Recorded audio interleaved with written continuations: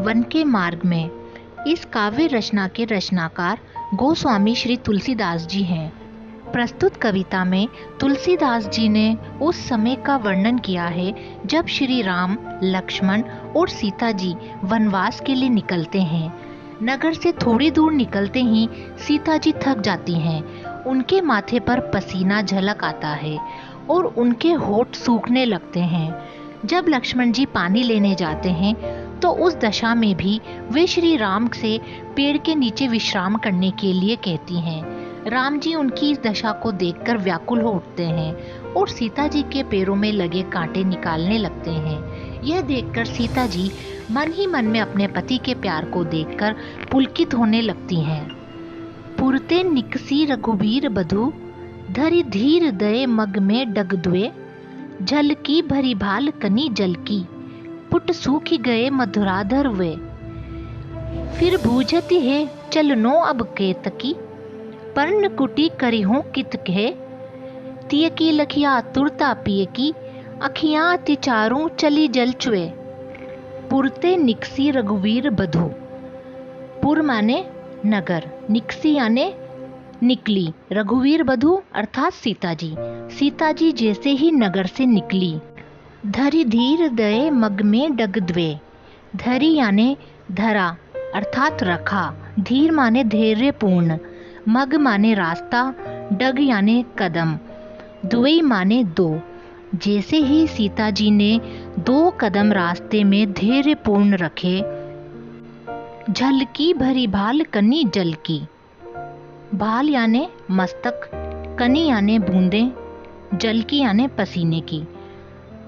जैसे ही सीता जी ने नगर से निकलकर 2 कदम रास्ते में रखे, उनके माथे से पसीने की बूंदें चमकने लगी। पुट सूख गए मधुराधर वे। मधुराधर अर्थात मधुर होठ, पुट सूख गए यानी प्यास से सूख गए, अर्थात इसी के साथ सीता जी के मधुर होठ भी प्यास से सूखने लगे। फिर बूझती हैं चल नो अब के तकई।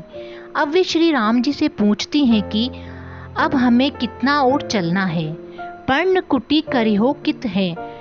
पर्ण कुटी अर्थात घास फूस की झोपड़ी हमें कहाँ बनानी है। तिय की लखी आतुरता पिए की, अखियां अतिचारु चली जल चुए। तिय यानी पत्नी, की लखी आतुरता, आतुरता यानी व्याकुलता। अपनी पत्नी सीता की व्याकुलता को देखकर पिय की अखियां अतिचारु चली जल चुए, अर्थात राम भगवान की सुंदर आँखों से जल की धारा बहने लगी। अर्थात सीता जी की व्याकुलता को देखकर राम जी की आँखों से आंसू निकलने लगे। जल को गए लखनऊ, हे लरिका परिखऊ, पिए छाह घरिक हैं ठाड़े, पोछी पसेऊ बयारी करो, अरुपाए पखारी हूँ भूभुरी ठाड़े।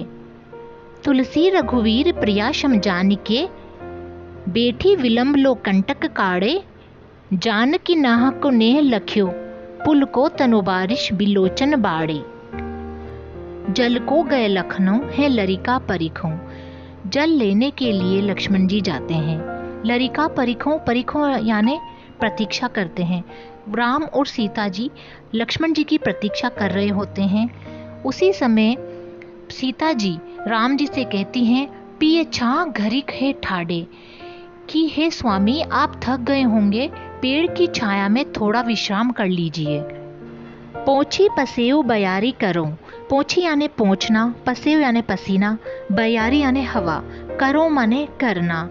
सीता जी पहले राम जी को विश्राम करने के लिए बोलती हैं, फिर राम जी के पसीने पोंछने लगती हैं और हवा करने लगती हैं। अरुपाए पखारी हों, और फिर स्वामी के पैरों को धोने लगती हैं, जबकि वह स्वयं गर्म रेत में खड़ी रहती हैं। तुलसी रघुवीर प्रियाशम जाने के।